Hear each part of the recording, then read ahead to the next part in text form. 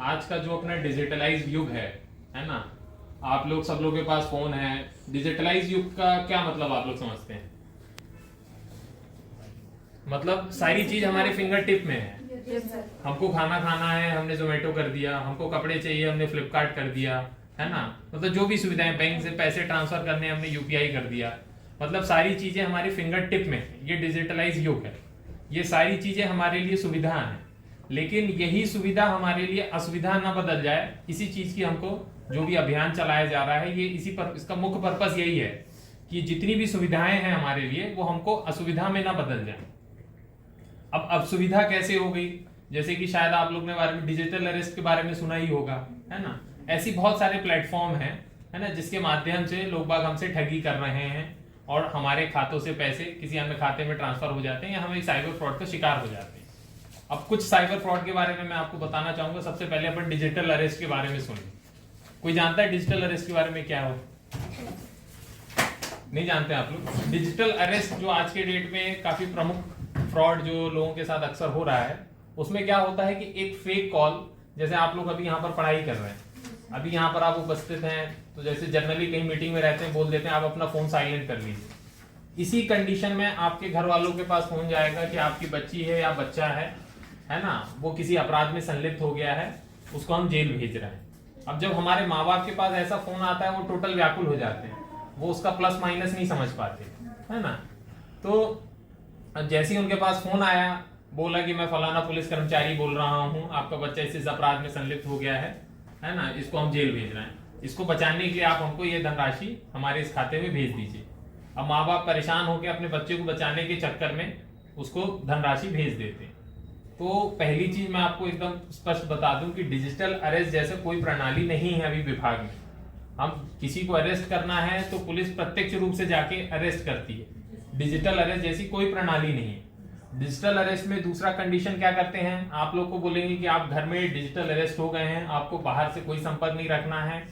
अब digital arrest का उनका मुख्य कारण क्या रहता है कि आपके बैंक खातों में, जैसे कोई बड़ा संस्था है या कोई बड़े दुकानदार लोग हैं, बोलेंगे आपके बैंक खातों में बहुत सारे ट्रांजैक्शन हो रहे हैं जो कि इलीगल हैं, हमको पूरे ट्रांजैक्शन की हमको जानकारी लेनी है, तो उसमें कुछ पैसा आप इधर से उधर ट्रांसफर कर लीजिए।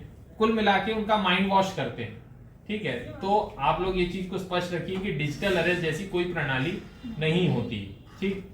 दूसरा, जैसे कि आप सब लोग व्हाट्सएप वगैरह चलाते ही है ना, व्हाट्सएप में एपीके फाइल का भी एक फ्रॉड हो रहा है। एपीके फाइल क्या होती है, कोई जानता है क्या? एपीके फाइल एक एग्जीक्यूटिव फाइल्स होती है ना। हम कोई भी सॉफ्टवेयर कंप्यूटर में डाउनलोड करते हैं या अपने फोन में या प्ले स्टोर में से डाउनलोड करते हैं, वो सॉफ्टवेयर एक .apk एक्सटेंशन रहता है, उसके माध्यम से हमारे फोन में डाउनलोड होती है, ठीक है। एपीके फाइल्स में क्या होता है, जब भी आप कोई एपीके फाइल्स डाउनलोड कर लेते हैं किसी थर्ड सोर्स से, third source in the sense मतलब आपके कोई ग्रुप है या कॉलेज का कोई ग्रुप है, उसमें एक एपीके फाइल आ गई, जैसे कि कंप्यूटर अवेयरनेस प्रोजेक्ट के संबंध में, गांव के जो समूह रहते हैं उसमें आ जाती किसान योजना के संबंध में, आवास योजना, इस तरीके से जो भी गवर्नमेंट की योजनाएं हैं उससे संबंधित कई एपीके फाइल का फ्रॉड हो रहा है। अब एपीके फाइल में क्या होता है कि जैसे ही आप उस एपीके फाइल को डाउनलोड करते हैं, आपके मोबाइल का टोटल रिमोट एक्सेस फ्रॉडस्टर के पास, थर्ड पार्टी के पास चला जाता है। अब उसमें आप जैसे ही अपना यूपीआई पिन डालते हैं, सामने वाले को पता चल जाता है। आपने अपना नेट बैंकिंग लॉगिन किया, सामने वाले को पता चल जाता है। व्हाट्सएप वगैरह आपने लॉगिन किया तो सामने वाले को पता चल जाता है। तो वो क्या करते हैं, आपकी इस डिटेल का मिसयूज करते हैं। यूपीआई पिन उनको जानकारी हो गई तो आपका पैसा ट्रांसफर कर लेंगे। व्हाट्सएप के बारे में जानकारी हो गई तो आपका डीपी चेंज करके आपके दोस्त लोगों से पैसा मांगना शुरू कर देंगे, है ना। सुना होगा सब लोग ने, मेरी सिम हैक हो गई या सिम क्लोन हो गई, है ना। तो ऐसे कोई भी थर्ड पार्टी ऐप को आपको डाउनलोड नहीं करना। उसके लिए आप आपके मोबाइल में एक सेटिंग रहती है व्हाट्सएप में, व्हाट्सएप है ना, किसी चलाते हो व्हाट्सएप आप लोग, है ना। उसमें व्हाट्सएप में एक सेटिंग में जैसे आप जाएंगे स्टोरेज और डाउनलोड में, है ना, स्टोरेज और डाउनलोड में एक ऑप्शन होगा मीडिया ऑटो डाउनलोड का। उसमें 3-4 ऑप्शन रहेंगे, जैसे फोटोज को आप अपने मोबाइल डेटा से डाउनलोड, ऑटो डाउनलोड करना है या वाईफाई से करना है किसी, तो वो जो ऑटो डाउनलोड का ऑप्शन है उस सबको आपको इनेबल नहीं करना। ऑटो डाउनलोड का मतलब क्या होगा कि जैसी फोटो किसी ने भेजी वो स्वतः ही आपके फोन में डाउनलोड होगी। अब वो फोटो कोई ऐप वायरस भी हो सकता है या कुछ भी मालवेयर हो सकता है, इसलिए ऑटो डाउनलोड का फीचर आपको अपने फोन में नहीं रखना, ठीक है। अब साइबर अवेयरनेस का हम लोग फ्रॉड क्यों होते हैं, उसके 3-4 प्रमुख कारण। सबसे पहला एक रहता है हमारा आलस, है ना। आलस का एग्जांपल मैं ऐसे बताऊं कि जैसे आपको कोई कॉल आए कि मैं बैंक का कर्मचारी बोल रहा हूं, आपका बैंक अकाउंट बंद होने वाला है, आपको अपना केवाईसी अपडेट करना। केवाईसी क्या होता है, कोई जानता है केवाईसी का फुल फॉर्म क्या होता है? केवाईसी का फुल फॉर्म जानते हैं आप लोग? केवाईसी का फुल फॉर्म होता है नो योर कस्टमर, है ना। नो योर कस्टमर मतलब जो बैंक रहता है अपने कस्टमर को जाने। तो बैंक कस्टमर को कैसे जानेगा? क्या फोन पे जानेगा? फोन पे तो नहीं जानेगा, जब वो कस्टमर प्रत्यक्ष उसके सामने उपस्थित होगा तब वो उसको जानेगा। तो जो पहला हम लोग जो गलती कर देते हैं अपना आलसपन, कि आपको कॉल आया कि मैं बैंक का कर्मचारी बोल रहा हूं, आपका बैंक अकाउंट बंद होने वाला है, आप अपना केवाईसी अपडेट कराइए। तो भाई अब कहीं ना कहीं हम सोचें अब कौन बैंक जाएगा, कौन भीड़ में लाइन पे लगेगा, यही मोबाइल से मोबाइल कर ले। तो ऐसा बैंक की कोई भी प्रणाली नहीं है। आपको कोई भी केवाईसी करानी है या किसी योजना से संबंधित आपको कॉल आ रहा है कि जैसे भी मातृवंदन योजना एक सरकार की योजना है जिसमें प्रसूति महिलाओं को 5500 रुपए या अन्य कोई सुविधाएं दी जाती है ना। तो अक्सर जैसे डिलीवरी वगैरह हो जाती, फोन आता है कि हम आंगनबाड़ी केंद्र से बोल रहे हैं या महिला बाल विकास से बोल रहे हैं, आपका पैसा आना है, तो ये कि हम आपको एक लिंक दे रहे हैं, इसमें आप अपने बच्चे की अपने नाम की डिटेल भरिए। तो ये सारी चीजें चूंकि अब हम सोचते हैं कौन जाए आंगनबाड़ी केंद्र, पंचायत के पास जाएंगे, सचिव के पास जाएंगे, उसको भी 1500 देना पड़ेगा, तुम चलो अपने घर बैठे कर लेते। तो इस आलसपन को आप तोड़ दीजिए। आपको कोई भी काम हो, केवाईसी हो, नंबर अपडेट कराना हो, वॉटेवर, सो कुछ भी चीजें, आप फिजिकल रूप से बैंक जाइए। किसी योजनाओं से संबंधित आपको कॉल आता है तो आप अपने पंचायत, ब्लॉक ऑफिस या तहसील ऑफिस वाला ऑप्शन है ऐप में, अमेजोन पे भी जाएंगे या मीशो या कोई भी शॉपिंग साइट में जाएंगे, उनके ऑथेंटिक वेबसाइट में जाइए और वेबसाइट में हेल्प एंड सपोर्ट सेक्शन में जाइए, वहां से आप टोल फ्री नंबर कलेक्ट करें। गूगल में सर्च किए हुए टोल फ्री नंबर पे विश्वास ना करें, है ना।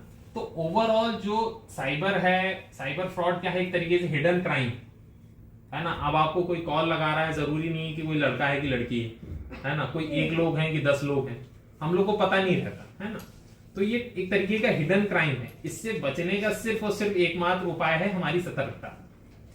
भाई जैसे लगभग 3-4 साल पहले कोविड आया, उसका किसी को कोई इलाज नहीं पता था, बस इतना पता था कि मास्क पहनो, सैनिटाइज करते रहो, है ना। उसी तरीके से साइबर फ्रॉड, इसका इलाज कुछ भी नहीं। आप जितना ज्यादा सतर्क रहेंगे, चीजों के बारे में जितना ज्यादा अवेयर रहेंगे, अपने आप को अटेंटिव रखेंगे, आलस नहीं करेंगे, लालच के ट्रैप में नहीं फंसेंगे, किसी के बहकावे में नहीं आएंगे, है ना, किसी फर्जी लिंक को क्लिक नहीं करेंगे, है ना। तो जितना ज्यादा हम सेफ रहेंगे, जितना ज्यादा हम सेफ क्लिक करेंगे, जितना ज्यादा हम सेफ ब्राउजिंग करेंगे, उतना ही ज्यादा हम इस साइबर फ्रॉड से सेफ रहेंगे। ठीक है, थैंक यू सो मच। किसी को कुछ पूछना हो तो आप पूछ सकते हैं। सर आपने 3 कारण बताया, चौथा? हाँ, चौथा कारण? चौथा कारण है आपकी अज्ञानता, है ना। अज्ञानता इन द सेंस जैसे कि अभी आप लोग यहाँ पर हैं, जैसे जितना ज्यादा आप लोग टेक फ्रेंडली हैं उतना ज्यादा आपके माँ बाप लोग नहीं रहे, है ना। जितने हमारे पेरेंट्स उतना टेक फ्रेंडली नहीं है। तो इस चीज को हमको अपने पेरेंट्स को भी बताना। जैसे कि अभी आप यहाँ पर हैं, एक वीडियो कॉल का भी स्कैम होता है ना। जैसे हमने किसी के फेसबुक में किसी के फ्रेंड बने, ठीक है, फिर उससे हमारी थोड़ी चैटिंग हुई, ठीक है, फिर उसने हमारे वीडियो कॉल हो गया। अब वीडियो कॉल में वो लोग क्या करते हैं, अब वीडियो कॉल में क्या करते हैं, आप जैसे कोई वीडियो कॉल एक्सेप्ट करते हैं, है ना, तो सामने क्या रहता है, एक पोर्नोग्राफिक कंटेंट का आपके पास एक क्लिपिंग चलती है 10 सेकेंड की। वो अब जब वीडियो कॉल आप करते हैं तो जैसे आप ए पार्टी हो गए, सामने वाला बी पार्टी हो गया, तो आपका चेहरा उसमें छोटा दिखता है, लेकिन सामने वाले का चेहरा बड़ा दिखता है। लेकिन सामने वाले के में आपका चेहरा बड़ा दिखेगा, उसका चेहरा छोटा दिखेगा, तो उसी फोन का एक रिकॉर्डिंग बना लेगा और फिर आपको ब्लैकमेल करने का प्रयास करेगा, है ना, कि मैं इसको YouTube में अपलोड कर दूंगा। हो सकता है किसी दोस्तों के पास आपके बीच में ऐसी घटना भी हुई हो, बोलने में अभी आपको हेजिटेट होगा, वो दिखाएगा YouTube में 30% अपलोड हो गया है, 70% अपलोड हो गया है, मैं आपको बदनाम कर दूंगा। इस तरीके से आपको सोशल डिफेम करने का प्रयास करे। तो ये अज्ञानता है हमारी कि ऐसा कुछ भी नहीं होता है। अनजान नंबर का ना हमको कॉल रिसीव करना है, ना कॉल अटेंड करना है, ना वीडियो कॉल अटेंड करना है। अब हम तो चलो ठीक है, आज थोड़ा टेक फ्रेंडली है, मोबाइल चला रहे हैं, लेकिन हमारे पेरेंट्स हैं या जो थोड़े बुजुर्ग हैं वो इन सब चीजों के बारे में नहीं जानते। तो इन सब चीजों के बारे में आपको उनको जागरूक भी करना है ना। तो ये 3-4 प्रमुख चीजें हैं। अगर इन सब चीजों को आप अवेयर रहेंगे, है ना, इनके बारे में जानेंगे, तो मैक्सिमम चांसेस है कि आप साइबर फ्रॉड का शिकार ना हो। फिर इन द केस अगर जो हमको साइबर फ्रॉड हो भी जाता है हमारे साथ, हमारे साथ या हमारे किसी परिचित के साथ, तो सर्वप्रथम क्या करना है हमको, तत्काल 1930 है ना, ये एक हेल्पलाइन नंबर है ना, उसमें हमको कॉल करना है, ठीक है। हाँ सर आपके माध्यम से बता देते हैं। 1930 पे हमको कॉल करना है और कंप्लेंट रजिस्टर करानी है। 1930 एक national cyber crime reporting portal NCRP Bharat सरकार के द्वारा I4C है ना, Indian cyber cell coordinating centre एक गठन किया गया भारत सरकार के द्वारा, उसके माध्यम से एक 1930 एक टोल फ्री नंबर है ना, वो टोल फ्री नंबर पे है ना अपने को कंप्लेंट रजिस्टर करानी। टोल फ्री नंबर पे जो कॉल नहीं लग पा रहा तो cybercrime.gov.in ये ऑफिशियल वेबसाइट है 1930 की है ना, उसमें जाके आप अपना कंप्लेंट रजिस्टर कर सकते हैं। इसमें भी आपको कंप्लेंट रजिस्टर करने के लिए बहुत सारे स्कैम होते हैं। कोई थर्ड पार्टी आपको कॉल करेगा कि मैं इंडियन लीगल सर्विस से बात कर रहा हूं, मैं आपकी कंप्लेंट रजिस्टर करा दूंगा, उसके लिए मेरे को 1500 रुपए, 2000 या 2500 रुपए।